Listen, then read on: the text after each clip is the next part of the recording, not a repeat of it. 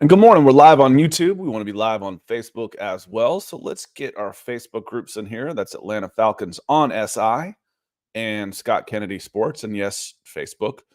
We are the contracted publisher for on SI at Atlanta Falcons. Someone had their Facebook page nabbed for impersonating Sports Illustrated last week. Makes me a little nervous. Welcome in, everybody. This is the Falcons Podcast. It is Wednesday. I was out on Monday, wasn't feeling great over the weekend, went to bed at 6:30 on Sunday night after the Falcons game, got up about 7, middle of Monday afternoon, and I feel great again.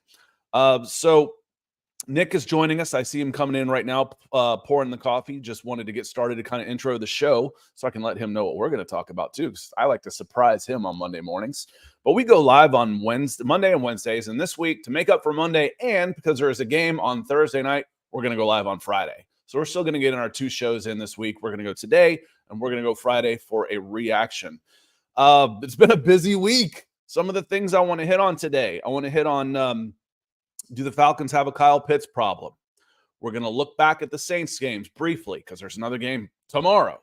Want to talk a little Davante Adams. And finally, I want to hit on Zion Logue and the Atlanta Falcons draft and the lack of usage of their draft picks and what that may or may not mean. But in the meantime, I'm going to bring in my co-host here who's over in Seattle, so he's up bright and early. Nick, how you doing this morning at 5:30 Pacific Coast time? I am doing okay. Unfortunately, you'll judge me for this, Scott, but I like creamer in my coffee. I'm a dairy guy. I see the steam coming off. There's steam coming up through there. It is hot. But no creamer, which is a double whammy because I do like creamer in my coffee. I know it soils it. I like my black coffee in the back country. It's like a special occasion for the black coffee. But because of the lack of the creamer, my coffee is unbelievably hot. So I'm going to have to raw dog it here for probably the first 20 minutes. Otherwise, I'm going to burn the heck out of my mouth. So I always have water here, and I dump a little bit of water in mine too to that's how I thin mine out just a little bit if I make it a little too strong. But you heard some of the topics, but we didn't get a chance to talk about the Saints game and what was kind of some of your quick takeaways from the Falcons' victory over the Saints on Sunday afternoon. The Falcons have a lot of work to do still on the offensive side of the ball, but in order to go where you want to go in a season, you have to have games like this go your way. And with the muffed punt touchdown, the Troy Anderson one, the PI down the sideline to get the field goal. Granted, that was obviously PI. I'm not saying that you didn't earn that. Paulson Adebo was mugged the heck out of him. That was PI, textbook. But that is something that, these are the games that a lot of times define the season. It's like, oh man, if this one would have just gone the other way, who knows where we'd be. It went the Falcons' way in this one. So there's a lot of work to do, but in one of the most underrated rivalry games in all of football, in all of sports, honestly, it's a true hate game with the history that these two teams have. You're just happy to get out of there with a win and put it behind you. Hopefully you can get better. The offense has got to figure some things out, but defense and special teams stepped up and did enough, and man, just thankful to be 1-0 in the division. Yeah, I feel like it kind of has evened itself out. I think the Falcons are where they have deserved to be right now. It's like, oh, they could be this, they could be this, but they outplayed the Steelers and gave the game away with a bunch of turnovers. Should have won that game. Frankly, I don't know that you definitely outplayed the Saints in this one. You feel a little fortunate coming away with that one. I feel like 2-2 is pretty fair. Little fortunate against the Eagles, but that's okay. And the cynic might say, oh, they could be 0-4. Yeah, they could be. They could be 3-1. So it could be 4-0. They had the Chiefs also. So it's 4 right down to the wire. You split those. I think you're kind of where you belong. And I said last week, one of the things that we haven't seen for a while is this team's ability to get an offense off the field. The defense can be a difference on this team. That's not something we've always had in Atlanta. Special teams, yeah, we've had good kickers, for a long time in Atlanta. And Younghoe Koo is the next in line for the Matt Bryant, Morton Anderson. I grew up with Mick Luckhurst. Y'all remember him? I had Mick Luckhurst. So the special teams have always been pretty good. And it so far it was 2/3. Raheem called it a complete win. It wasn't really a complete win if you don't score a touchdown. on offense. So the offense still has a lot of work to do. There's still a lot of growth to be done. And we'll get into that because part of the growth I want to talk about is Kyle Pitts. But I want to say hello to some folks that have come in here nice and early for us today. Like Bucks, Rays, Bolts. Look, our Tampa fan.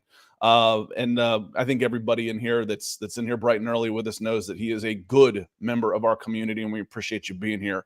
He says, hey, hi, Nick, and hi, Scott, or flip those around. Good to see you, Bucks, Rays, Bolts. Hope you're doing well. John Harrell said, good morning, Scott and Nick. Falcons family, that's all y'all. Says, hope you're feeling better. I am. We'll see if the throat gives out, but at 1 a.m. on Friday night, I woke up with one of those swallows where it felt like I just swallowed a brick, and I'm like, uh-oh. Oh, no. And what that does is that just cuts into your sleep. That was what it was more than anything. I was just freaking tired.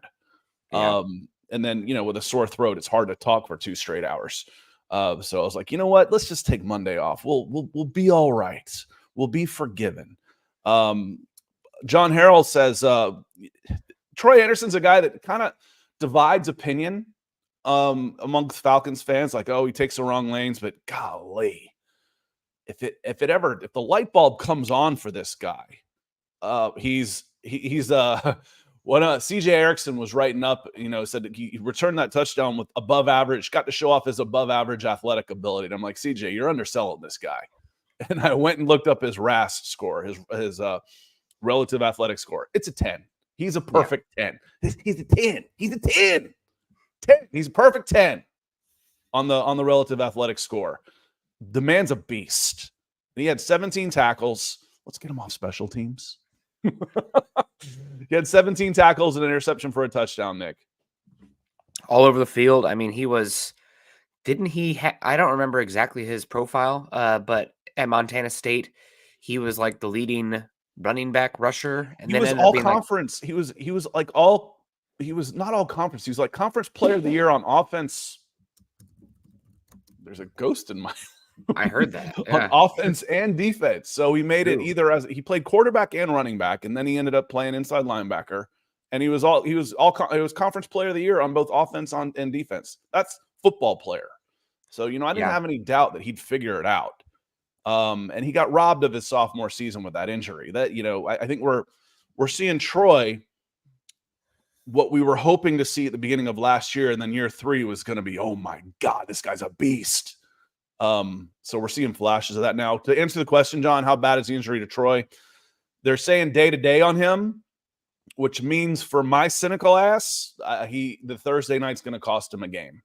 That's where I feel like, and they brought in Rashaan Evans back on the practice squad, and I think it might cost him a game being day-to-day. And if so be it. I want him healthy for the next 12 games instead of one against Tampa where he could end up hurting himself worse. But day-to-day, short week, that's gonna be tough on him. Yeah, if it wasn't the Thursday night game, you'd have a chance, but the quick turnaround, they're probably going to be conservative. You already see the roster moves happening with Evans. We'll see probably JT Bertrand, right? Would be the assumption there. I think he hit IR, so I think he's out. So that was one of the reasons. Did he get hurt too? Troy got to slide into a starter position, even though he'd been playing a bunch of snaps anyway. It was kind of a 3-man rotation. Yeah, it will put Caden Ellis back into more of his traditional role back into the middle, and then we'll see how they make up for that if Troy's not available. But might see some Rashaan. Welcome back, Rashaan Evans. Yeah, pretty quick. I mean, maybe they'll try to go some 5-1-5 defense as well. Maybe copy some of what the Broncos have done. You have a lot of depth on the defensive line. Play where it's good. And I think we might see more Richie Grant, where we see some of that 3 safety look. So Nick mentioned 5-1-5, the 5 down lineman, the single linebacker, that's Caden Ellis. A 3 safety look is very possible. So we could see more Richie Grant with 3 safeties in there. I think he plays that role really well, especially with Simmons and Bates backing him in the coverage. I think it can be very effective. So we'll see how that goes. Want to say hello to Keith and Ellen Johnson. Thank you for the stars over there on Facebook. And then Rusty comes in. Rusty's pissed. We're talking Kyle Pitts. Talking about getting that offense going. Kyle Pitts, 3 targets, 0 catches, 0 yards against the New Orleans Saints. Not good, not good. And Rusty says Pitts is a bust. He's lazy route running, bad body language. We blame Mariota, we blame Ritter, and now we bring Kirk Cousins and Zach Robinson. At what point is Kyle Pitts held accountable? The offense is meh. The offense is meh. It's right there, I think 22nd in scoring right now. It is meh. And hell, 14 of those points came from the defense. Yeah, I mean, the offense has been struggling a lot. Are we going to finally give maybe Arthur Smith a little bit of credit there? I mean, Bijan's not getting the ball. Kyle Pitts isn't getting the ball. Maybe it wasn't all Arthur Smith, but that's neither here nor there. The offense Yeah, but needs then to I get it blame going him for the draft picks.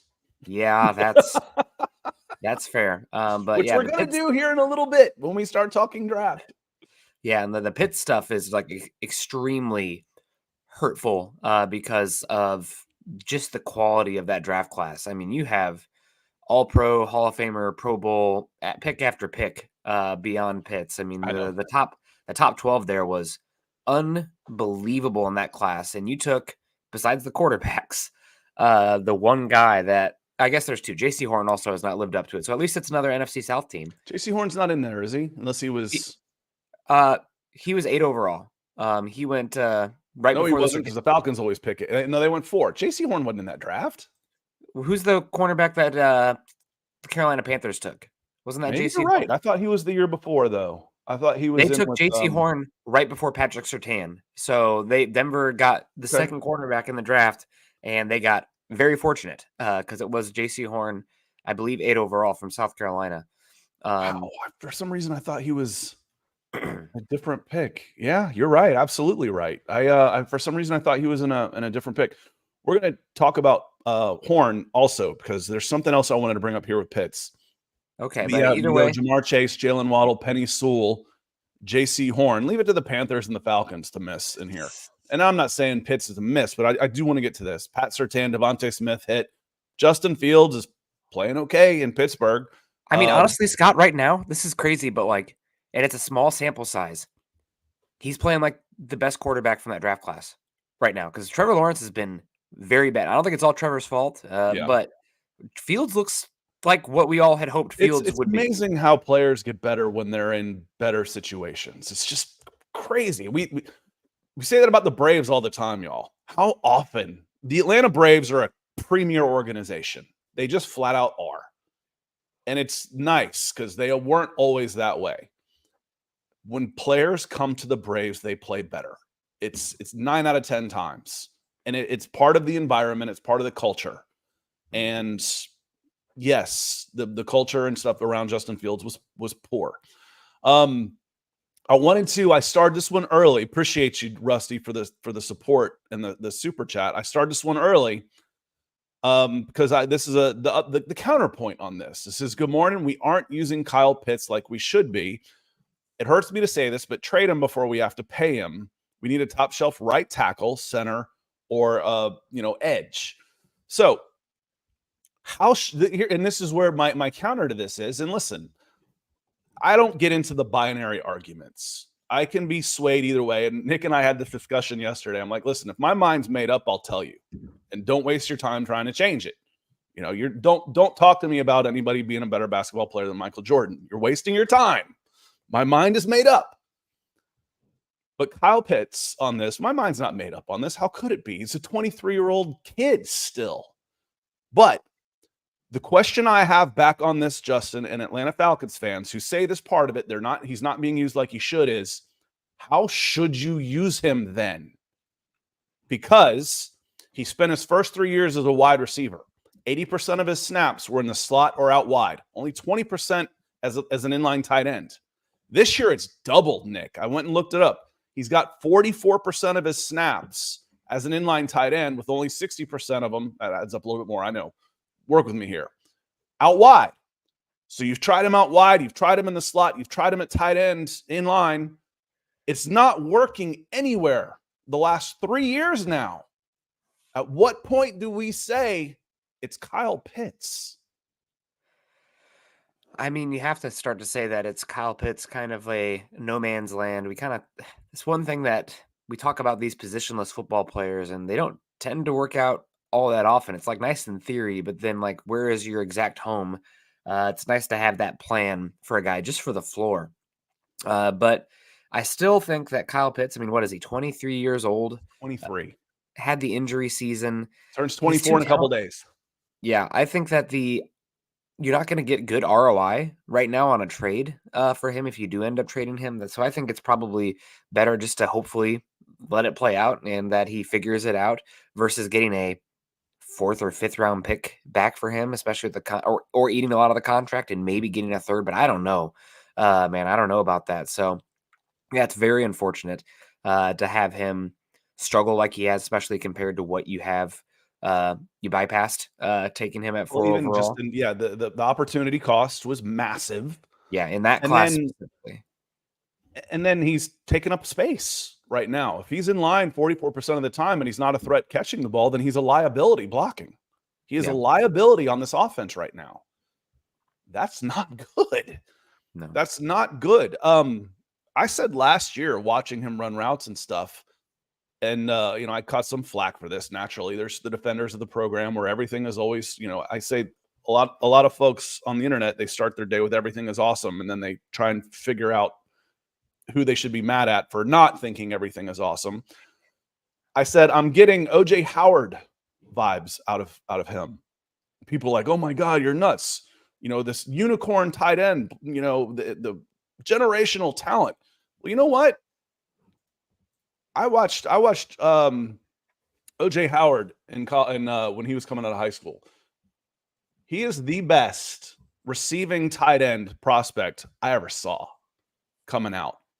And it didn't click for him at Alabama, but you see this guy, and you want to talk unicorn. He's 6'6", 251 pounds, ran a 5.1 40 with a 6.85 L cone, 418 shuttle, RAS, relative athletic score of 977. You know whose athletic score, whose RAS that beats, Nick? Pitts. Kyle Pitts. It's a higher RAS than Kyle Pitts, who had a 970, if and when it loads. So when we want to talk unicorns, Might be a little all further this down. stuff. There it is. Oh, it does compare them. That's kind of cool. Yeah. I didn't know I could do that. If I click on it from the compare screen, if you want to talk unicorns, well, OJ Howard qualifies. OJ Howard was one of those guys, and he topped out at about a 500 yards, 4 or 5 touchdowns per game type of guy. Bucks Race Bolts is in here. You got to watch a lot of him with Tampa Bay. Is that worth the number 1 pick? Is that worth the number 4 overall? Is that worth the second contract that you're going to be paying him 8 figures? But what you're getting, the 500 yards, 5 touchdowns. No, that's a jag. That's just a guy. You can find those guys pretty cheap. So at what point do we say this is Kyle Pitts? I mean, it's just hard to quit on talent, Scott. And it's like one of those things where you They're worked coach on them killers. Yeah. We call these guys coach killers. I'm going to be the guy. God, I'm so tantalized by this talent. Coach killers. Yeah, he's man, it is rough. And there are sometimes I see Lee Rochester coming in here saying unicorns are imaginary. There are sometimes guys who break the mold. Who is a unicorn right now is like Kyle Hamilton, right? The linebacker slot safety, how they use him on the back end. Like that's a guy who is familiar with the name. Yeah.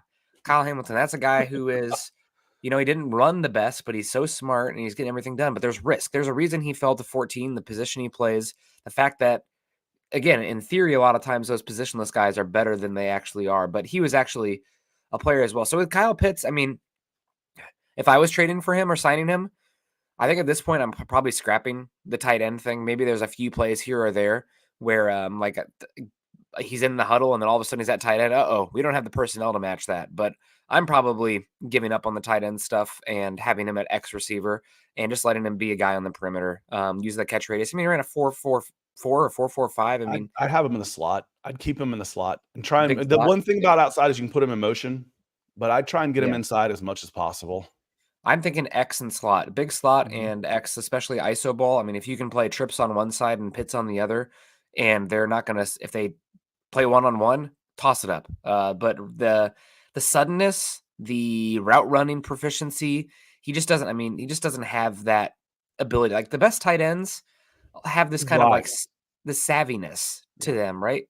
Like He kinda Travis just Kelsey, glides around out there, Nick. yeah, they're not always the craziest, most explosive athlete, but they know how to sit in zone and they are quick and twitchy. They're just kind of like more nuanced. Where I just don't feel that with Pitts. Then you have if he was absolutely mauling people in the blocking, okay, we live with it. Right. But he's not. He's not. So honestly, I think probably whatever team takes him next, if he's not still a Falcon, might try him at more of a wide receiver role instead of tight end. Which is how the Falcons used him the last 2 years, and you drafted him to be a threat in the passing game. You didn't Yep. draft him to block. You drafted Right. you go offensive tackle. You didn't draft him to be a blocker. You drafted him to be a weapon catching the ball. Tight ends financially are compensated for their offensive numbers, not for their blocking. The blocking tight ends make $1.5 million a year. And just to this point, they don't value them that much because look where Darnell Washington went in the draft. What was it, like 80 overall or something? 6'7". God, he's got to be pushing 285 pounds. You see, he hurdled somebody this week. That was unbelievable. He is. I'm very Yeah, talk about an intimidated. athlete. My goodness. Yeah. I He wish had to have played a lot of basketball. He just had to have. Like I. I don't know if it was hand-eye or what, but he profiles as a power forward. Yeah, I'm very jealous of 20 him. more I've never pounds, took dude, and be Marvin right Mims. tackle. Yeah, he's Put on 20 they. more pounds and be right tackle. There was talk about moving him to tackle in the pre-draft process, but Yeah. he's with how teams are needing to run the football right now, he is a real X weapon. I mean, that game against Denver, Scott, he had some unbelievable catches as well. I can't believe he went in the third round. I don't get it. But either way, we got Edward Brown says we got hammered over here on the east side of the state. Hopefully everybody's doing well. Hopefully everybody that you know over there is safe and everything's coming back to relative normal. I had to listen to the game on my Sirius XM radio. Coos Kick was probably more exciting listening on the radio than in person. Rise up. Yeah, those radio guys, man, they lose their mind on things like that, which I always appreciate. Like after a big moment in baseball or football, you hear the radio cut over the visual as well. It's always a lot of fun. Yeah, and the Falcons guys do a good job. I can never, ever remember, and I don't know why, I cannot stick the Braves guy. I used to do Georgia Tech, and I cannot stick the Falcons play-by-play guy in my head. It just won't stick. I have to look it up every time. But yeah, let me circle back on this one, Edward, and for all y'all out there, there has been some horrific flood damage east of Atlanta, going all the way up through North Carolina. I've got some grade school friends that are showing pictures up in Asheville, North Carolina, and it's terrifying because and I asked her, I said, did y'all get any warning or anything like this? Because we don't think about, okay, we need to evacuate for a tropical storm for rain in this part of the country. It doesn't even cross our minds. And they're underwater. I'm like, it's scary. So I hope hope everybody made it through okay. It took a right turn and kind of left Atlanta and West Side, Metro Atlanta. We got really, really lucky. Only lost one tree, and it was coming down anyway. So we got really lucky, but not everybody did. So Edward and everybody out there listening, I hope you and your family, extended family, are doing okay after that storm because this was a rough one. Yeah. I not to go into too much numbers, but 135, 160 people lost their lives. Still people missing. It is unbelievable, and yeah, it's hard to predict that. Right? The hurricanes do all the models and stuff, and thank God we have those. In the very least, this is the most deadly storm in America we've had since we've had modeling and hurricanes back in like the early turn of the 20th century. And a lot of it isn't like where it hit. It was later on. I mean, I'm sure you see these houses and stuff, they're completely underwater. I'm like, you don't expect that in Asheville, North Carolina. No. It doesn't even cross your mind. I mean, I live by the river, but I'm like, maybe 50, 100 feet up. It's not coming up this high. But Canoe, the restaurant where we had our wedding reception, the water came up to the bar there, right off the Chattahoochee River. So yeah, hope everybody was okay. Hope y'all are doing well out there, and your friends and family and pets and everything is okay. Coming back to Pitts, and then we're gonna move on. I'm hoping this has a similar story. Roddy White was a first-round draft pick out of UAB for the Atlanta Falcons. He was a wide receiver, very talented, but kind of immature. Joe Horn, since we mentioned J.C. Horn, I think that's a relative. Not 100% sure. But Joe Horn was playing for the Saints, and Joe Horn was undersized. He had some Steve Smith in him before Steve Smith was a thing, where he was kind of mouthy and had to be a little bit more to make up for his lack of physical ability, because he was on the smaller, skinnier side. He was a smaller receiver. But God, he was good. After a Saints, it was a final game of the year, Saints and Falcons. Joe Horn goes over and grabs Roddy White and says, "I'm coming here next year, and I'm going to teach you how to play this position. I'm going to show you. I'm going to teach you to be a pro." It changed Roddy's life completely. And Roddy became a Ring of Famer for if he's not in it, he will be, for the Atlanta Falcons. He had every receiving record until Julio came along. Who's that guy for Kyle Pitts? That's kind of what I want to see happen. It's like, okay, Travis, you want one more year? You're done. You're done in Kansas City. Why don't you come to Atlanta and show Roddy White how to, or show Kyle Pitts how to play tight end? Because for me, I couldn't stand Joe Horn. Couldn't stand him.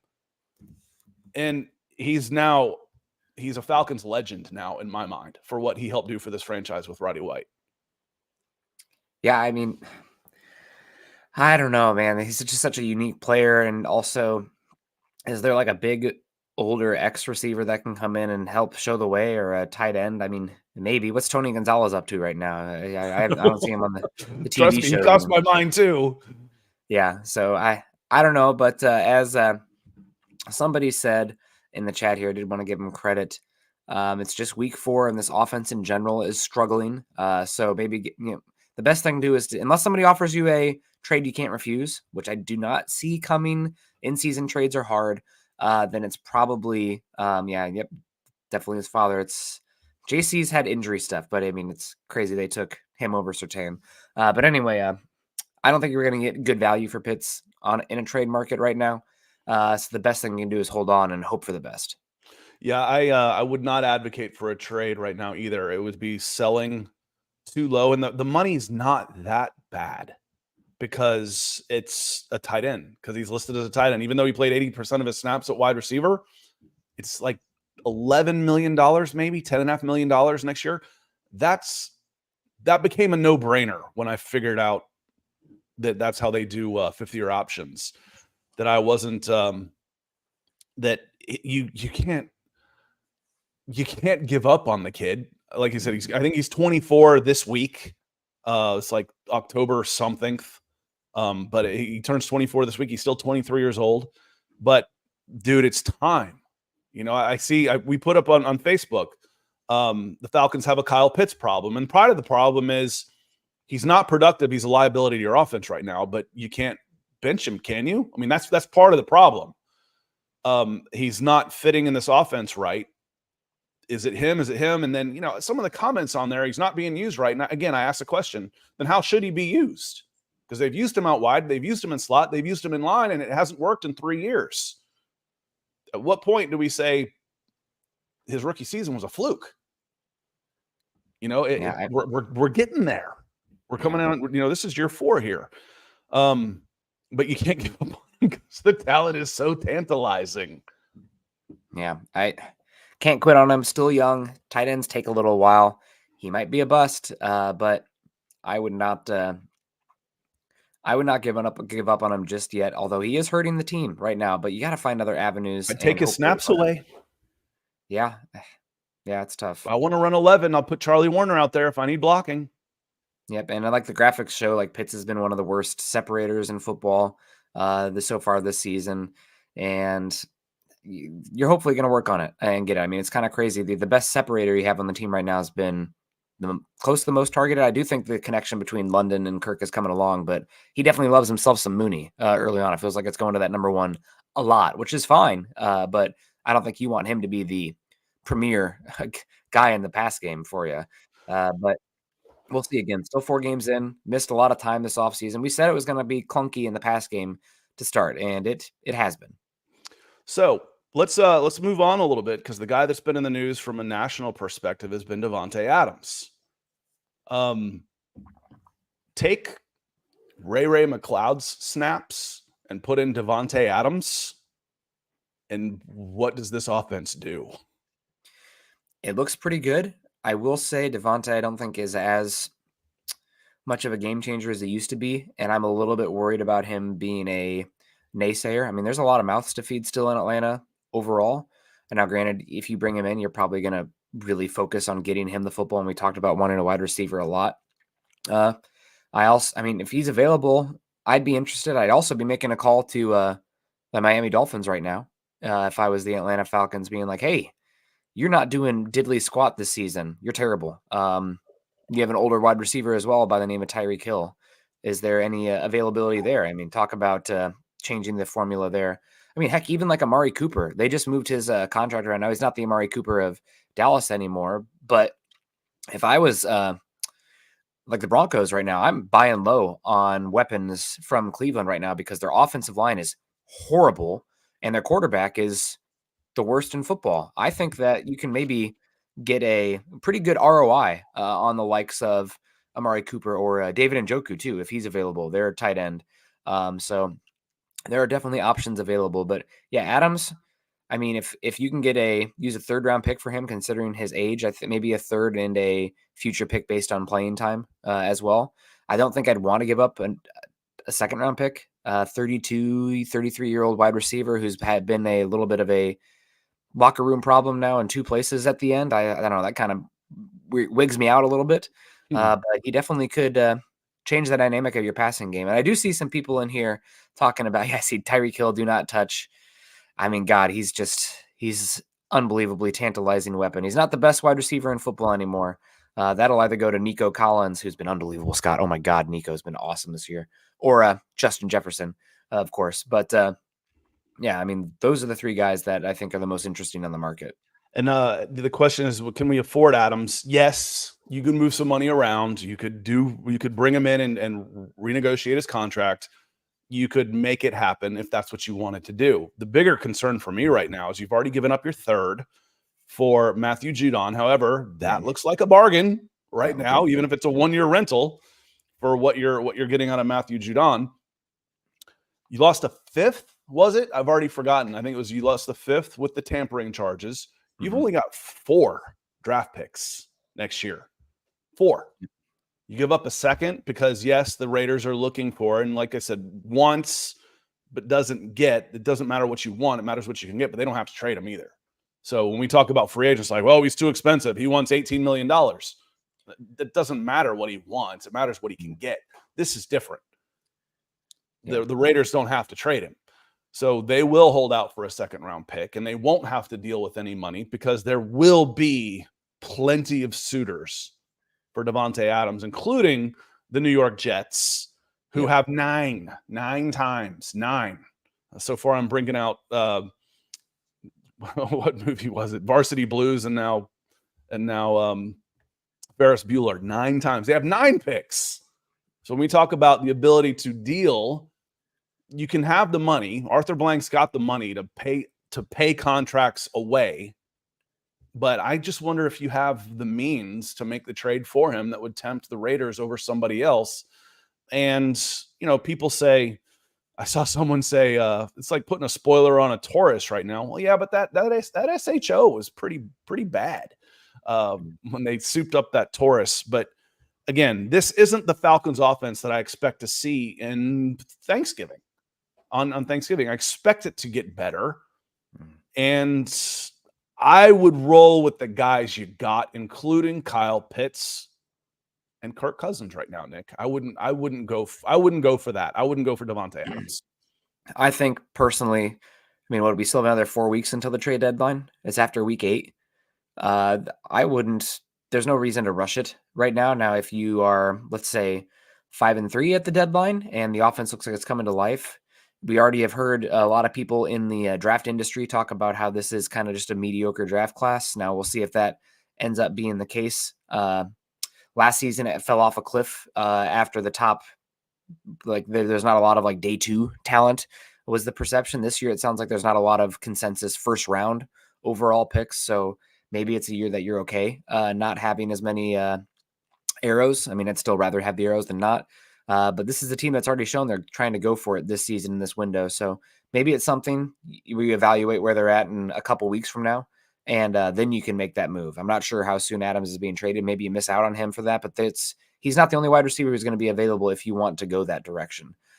So we'll see what happens there. Yeah, but Michael says Morris wasting draft picks anyway. It's early to say that. Scott, also, I want to come back. Chat, let me know. I tried to look up.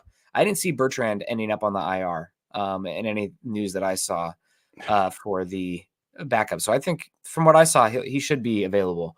But he's one that you're actually going to see a draft pick this week. I'm almost positive they IR'd him for 4 weeks. Maybe I'm thinking of somebody else, but it starts to run together. I'm old. But yeah. Let's get to this one real quick. We got a few minutes left in the show here. Michael Lewitzki says, Raheem Morris and Terry Fontenot. I don't think Morris has near the input that Arthur Smith did when it comes to, I think there was a little bit of a power struggle. Terry won. And I think Terry is in charge of the draft and the direction and building the team. I think this is Terry's team now, which I'm okay with overall. I think he's done a good job. That doesn't mean it doesn't mean you agree with everything. The comments over the summer and stuff, they really start to drive me crazy, where there's just people out there that think no matter what your team does, it's the right thing. Man, I'd love to have a team like that. I'd love to have a team where everything they did was the right thing to do. It isn't like that. You're going to miss. It happens. We said it was either the Friday after the draft, after the first round, or the Monday on the React was this draft. If you throw win now out of the equation, this draft makes sense because you draft defensive linemen to develop for a couple years down the road. The quarterback is being drafted for a couple years down the road. Throw win now out. But God, I didn't mean this. Jesus. They've got one snap on offense or defense out of their whole draft class. And the NFL makes it really hard to stack depth, to stack and develop depth with 53-man rosters, salary caps. They make it really hard. They want parity. They don't want you to be able to stack guys like Cordwood. When Zion Logue did not make the 53, he was one of the first guys I said I'd sign if I needed a big man in somewhere else. He's gone. He's gone. The Buffalo Bills signed him, and University of Georgia product Zion Logue is now a Buffalo Bill. He's on their 53. They have to keep him on their 53 for at least 3 weeks. I think that's a pretty good move. It tells me something. I had some people scoff when I said the deepest part of this team is the defensive line. And then they went and made it younger and deeper for when they cycle out. But don't expect these guys to play a whole lot. You didn't draft anybody that's going to play. Yeah. Where is Buffalo? Top 3 team in the NFL? I mean, a lot of that's based on Josh Allen, but they got to be. What I'm saying is your defensive line was good enough that a top 3 team in the NFL is coming and poaching one of your guys off the practice squad. What's that tell you about the depth of your DL, Nick? You got guys there on the back end that are rosterable for other teams. So, yeah, it's kind of crazy. You had all those picks and you didn't get like any contributors. Now, granted, we talked about it last week. Braylon Trice would have a role here, considering how anemic the pass rush is opposite of Judon, and the injury took him away. But we'll see long term. I don't hate the process. You'd like to have a little bit of contribution. And part of it, I mean, Scott, let's be real here. You still might see Ruka Rohoro this season and some guys because injuries happen. So you will. It's fortunate that we haven't to a certain extent, not to be the total spin zone on this one. But Red coming in and say it was Nate Landman who was the guy who's out. That's so right. That and Nick was saying Bertrand. So It was me that was screwing it up. I was getting Landman in my head, not Bertrand. So, yeah, we should see some Bertrand with Ellis and then maybe some Rashawn. So yeah, Bertrand has been active. He's been on the 48. He has played special teams. He's taken a few snaps. He's the only one plays, so he should see some action this week. Apologies. I had Bertrand and Landman mixed up in my head. Thanks, y'all. It's all good. Yeah. Yeah. So this will be an interesting team. I'm excited for this Tampa game. They've looked like world beaters outside of what Denver did to them. That Denver defense might be for real, Scott, man. But will we see Ruker or Dorless on Thursday? Maybe. I mean, it's hard to say because like Onyemata's been amazing. Harrison's been having a good season in that rotational role. Grady Jarrett's good. I just don't see it. The reason that these guys should be active, right? It just doesn't really add up for the pieces you have playing well. Yeah, and people say, Nick, again, I don't think so until there's an injury, and there will be. There will be an injury on the DL. It's just this is the NFL. So no, I don't expect to see Rook or Dorless on Thursday, but I would expect to see Rook before Dorless. And people say, well, Raheem already explained this. The guys ahead of him are playing better, so they're inactive. I'm like, that's the point is then wouldn't that second and third round pick have helped you more somewhere else on the team? Somewhere else. Yeah. Because right now the Falcons are getting 0 from their draft class. Now, if I told you the day after the draft, and my grade on this draft was this draft is going to do 0 to help this team, they're not even going to have a player that plays in the first month of the season. What would the reaction I got have been? It would have been, oh my God, I would have gotten killed for it. Man. I said these guys would be in backup roles. And yes, you don't expect Braylon Trice. Braylon Trice, I think, would have been in the rotation. I thought that about Rook, too. This was a draft for the future. We cannot judge this draft for 3 years. But the early returns are poor. They're even worse. They're worse than we expected. Yeah. It's only 4 games in, long season to go. Just kind of like with Pitts in the offense. Let's let the sample size accumulate a little bit and see where we are. And another 4 games in, we'll have a little bit more definitive answers. Not complete, right? We're only a quarter way through the season, and you're sitting there at 2-2. You got through on paper the toughest part of your schedule. Obviously, maybe at some point, Scott, we should reevaluate that. The NFC South looks a lot better. It's the AFC South that is the laughing stock. Although the NFC South, and then the Colts go and beat the Steelers with Joe Flacco. Sunday. I mean, it's any given Sunday. Yeah, like you had the Raiders beat the Ravens, who beat the Bills, right? The circle of parity eventually will be filled in the NFL. It just always does. Last year, the Broncos beat the Bills and the Chiefs back to back. I mean, just crazy things happen. But Bucs, Rays, Bolts, what's your predictions? What's the keys of the game? Yeah, Tampa Bay. Baker Mayfield was killing it in this last game, throwing it around the yard against the Eagles, who, man, Sirianni, hot seat watch there for that, how much talent and investment is on that team. But this is an interesting matchup, Scott. The Falcons have been one of the bottom 10 teams in run defense so far this season in efficiency, EPA per play. I'm not sure exactly where they are in success rate. They're 24th in EPA per play. Success rate, they are the worst in the NFL. And what's funny is I don't worry about their run defense. Really, I don't. I need to do a little bit of a deep dive in that because I feel like when they need to bow up and stop the run, they do. What is it resulting though on your third downs? Because if you're giving up successful runs constantly and it's 3rd and 2, you can't live in that world. You can't live in constant. And I know they do some things where it's like, okay, garbage time, or it's 3rd and 15 and you get 12. I don't feel like the run is hurting them as much as, underneath passing. And we see that, these guys come out and, Derek Carr is 12 of 12 passing. That's hurting you. When they try to run the ball, they shut them down. The data would suggest otherwise. I know. Which is crazy. The worst in the NFL in success rate. What is success rate, Scott? It's on first. But real quick, Derek Carr was 28 of 36 passing. And they ran the ball 33 times for 131 yards for 4 yards, and a lot of that's Taysom Hill, and a lot of it has been the quarterbacks. Okay, I go to Jalen Hurts, or I go to the Chiefs the week before. That makes sense. Mahomes is 75% passing. They're 3.9 rushing. Okay, kind of shut him down when he needed to. They had 72 yards from Carson Steele.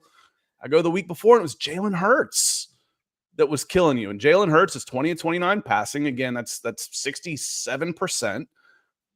That's actually home team. Wrong side. 23 of 30 passing. Saquon Barkley was 22 for 95 yards, but when they needed him in the second half, they shut him down. And Jalen Hurts had 90 yards on 13 rushes. I don't feel like if you want to, again, going back to the depth of this defense, if you want to line up and go between the tackles, good luck. I'll take You my sound like chances Vic with that. Fangio. You sound like Vic. I'd rather you run all day. Well, playing three of the best scrambling quarterbacks in football definitely will impact your success rate.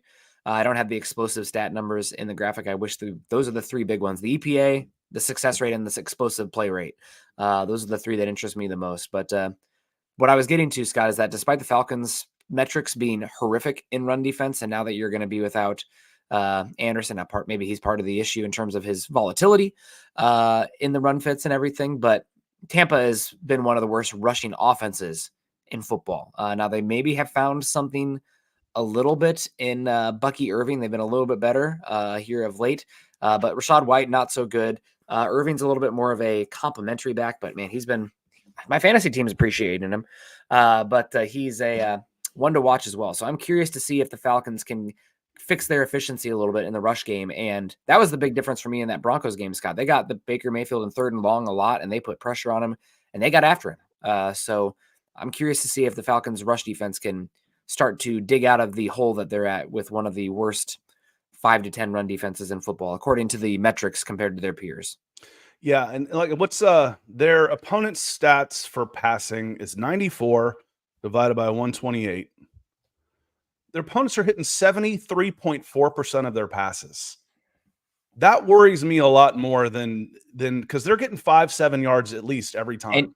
And you know why, Scott? That I need to find the stat now. You know why? It feels bad, but the Falcons, I think, through 4 games, have been the best defense in football at limiting explosives. Right, but because they're playing a soft coverage. And let's get to Rio here. Yeah. Prediction for me, I usually go home teams in these games.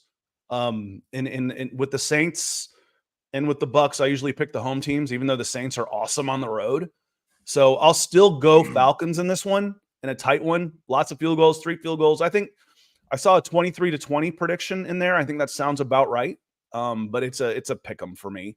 But I'll go with the home team on this one and see where it goes. Rio, Deshaun Alexander-Smith, love that picture. He says, good morning and good win on Sunday, but I'm more than underwhelmed with the coaching here. We're way too bend but don't break on defense, which is what we were talking about. You know, letting the underneath stuff, but don't let them get in behind you. We're terrible in time of possession. That's part of the bend but don't break when these guys work their way methodically down and you're not converting on 3rd down. And there you go. And converting on 3rd downs. And for the love of all living things, use Kyle Pitts as an inline tight end. We don't need more weapons. We need to use the weapons we have more efficiently. And Rio, they have doubled the use of Kyle Pitts as an inline tight end compared to Arthur Smith's offense. It was 22%, and he's over 40% in line. So they have doubled it, and he's still not being effective. Now, does he have to learn how to be an inline tight end? I need to learn how to get jammed at the line and then get open in time. Do I need to learn that position? Because he hasn't played it in the NFL. You know, are there some growing pains in there? It's worth waiting, and that's kind of where I will fall on the Kyle Pitts thing. The talent is worth waiting on, but if I'm not getting production in the passing game, I need to sub him out more. I don't need him to take every snap the way Drake London is taking every snap, the way the offensive line taking every snap. I need to use more packages, and I'm having trouble running the ball with him. But they've doubled his usage as an inline tight end. Yeah. We'll see how it plays out. I do have the stats here. Jake Grossman, he's been doing good stuff with the explosive plays. I don't know why. I wish they was part of the box score. I wish we had an advanced box score that had EPA. It's like total bases with baseballs. Like, oh, he's 3 for 4. Yeah, but were they 3 singles? How many what's the slugging percentage? Yeah, exactly. But explosive play rate, Falcons lead the NFL in explosive plays per game for the defense. So the least given up, only 3 per game. And they are killing it in the pass department in that. So why does it feel like the passing yards are good, but the efficiency is still great? They're not giving up the home runs. They're giving up, they're walking guys. They're giving up singles, but they are not giving their ground balls. They're through the infield ground balls. We're really leaning in the baseball here, but only 4 passes of 20 plus yards this season. That is absurd. 1 per game. You don't see that in the NFL. Just for contrast here, the Baltimore Ravens have given up 20. so When the far this Falcons season. play the Broncos, will a ball fly more than 5 yards past the line of scrimmage for the Denver? Might as well bust out the leather helmet, Scott. Pull up the Golf Channel. I don't know. It's the offense will be pretty weird on that one. Jimmy Ragsdale, I agree with you. He says the penalties are killing the Falcons on offense. I agree with you. I absolutely agree with you. They're not good enough on offense for as many penalties as they've gotten. They can't make up for a 1st and 15 with consistency. Not a lot of teams can, but the Falcons really are struggling on that. They can't afford the penalties. Corey's going to close us out here. He says, need to use Tyler Algier traditionally and Bijan Robinson as a weapon to create mismatches with motion. We need more dual backfield. If you use BR traditionally, it's wrong. I don't know. I know he was banged up a little bit because he's been limited this week also, so that's part of the reason why. But it sure is nice to have Tyler Algier also, to have both of those guys. Now, would it have been nice to not use number 8 on a running back? Maybe. That's a conversation for a different day. There wasn't a surefire pick right there, unless you consider Jalen Carter as a surefire guy. I like Bijan Robinson. I like Tyler Algier. I like having both of them because running backs get banged up too. But yeah, Corey, I think it's almost like you go with the hot hand, and I think Tyler Algier is going to make a lot of money on his second contract relative to what he's getting as a 5th round pick. As a 5th round pick, he should 10-tuple his money when he hits free agency. Yeah, he very fun player. I mean, we loved him coming out. You still got 2 years of control, right? I kept. Yeah, I believe so. This is year 3. So, I mean, it's good to have 2 backs right now, especially where the NFL is at. Hopefully, you can take a little advantage of them. But yeah, you gotta love Algier. It's one reason that we were not so keen on using the 8th pick on a running back. It's like you got a cost-controlled guy who would have been looks like a back into the 1st round to pick 50 kind of guy. Just set your rookie record for rushing and is a freaking animal. But I think the wear and tear. Bijan Robinson will end up considering he is a 6th round back and hasn't gotten that big money. Bijan Robinson's the best thing that ever could have happened to Tyler Algier. Yeah, because he'll keep the wear and tear down, and he will still be a premier back when he's up for a second contract without having the usage. Someone will come in and Michael Turner him. For those of you that remember, Michael Turner was behind LT, and Michael Turner was a beast. Yeah, that's a good call. That's a great reference. Yeah, we'll see what happens. Scott, I just had to look up the data here on that also. Falcons, maybe they've been inopportune penalties. I'd be curious in the EPA lost by penalties. But by yardage wise, the Falcons are 24th in yards, only 194. It's the timing. It's so the timing of them, and they're all on offense. It's like most of the penalties, it seems, are on offense. And it's like, we talked about Desmond Ridder. He really got his money worth on his tight end, on his turnovers. It was like either in the red zone on your side or their side. He was fine between the 20s, but by God, his turnovers were just killers. That's how the penalties feel for the Atlanta Falcons. Like every single penalty kills a drive. That's how it feels right now. You have had 3 holdings and 3 false starts. So not great. Not like the Texans with 12 false starts or the Packers and Seahawks with 9 holdings. But just the timing must be horrific. Kind of interesting, Scott, looking at that. Broncos have been one of the most penalized teams by yards. Defensive pass interference, man coverage. It's going to happen. And the Raiders actually been one of the least. So we'll have to talk about that. That's never happened before. I am shocked. They've been targeted since Al Davis days. Double take on that one. I was like, what the hell? So Jasmine coming in, one of our favorites out there in Atlanta. Always great to see you, Jasmine. Glad to see you and your husband's team win this week. So that's always good. He couldn't hold that over you. So, and hopefully, I don't know, maybe you are making him sleep on the couch when the Broncos do play the Falcons in a couple weeks. I don't know. I'm not going to tell you what to do with your life. Yeah, and this one was rough. Jordan Brown, he reminds us that Ryan Newsel had 2 pre-snap ball movement penalties. The center picked up the ball. Yeah, I don't know that I've heard that before. Like maybe once, like where they were trying to do it and they didn't mind the 5 yards. He did something, squeezed it. It's strange, but that and those are killers. I feel like every one of those have been drive killers. Each one of those penalties, and when you're not converting third downs, look up where the Falcons are in third down conversion. I bet you they're bottom 10. time of possession, third down, penalties. That all comes together. Now, listen, we got to get out of here. I want to say thank you. Finally, I'm going to say thank you to Jasmine for finishing us off right there, because I want to say thank you to Keith and Ellen Johnson for the stars over on Facebook, for Rusty, for Edward, Rio, appreciate you. Corey Carter coming in. Thanks to each and every one of you. I'd like them to have a little bit more rest, but I'm not going to lie. I like having a Thursday night game. I'm ready for some football again. So Tampa's on a short week too. Should be another close game. We'll see how it shakes out, and we will be here Friday for a reaction. Thanks, everybody, for being here. We appreciate every single one of you, and please stay safe out there.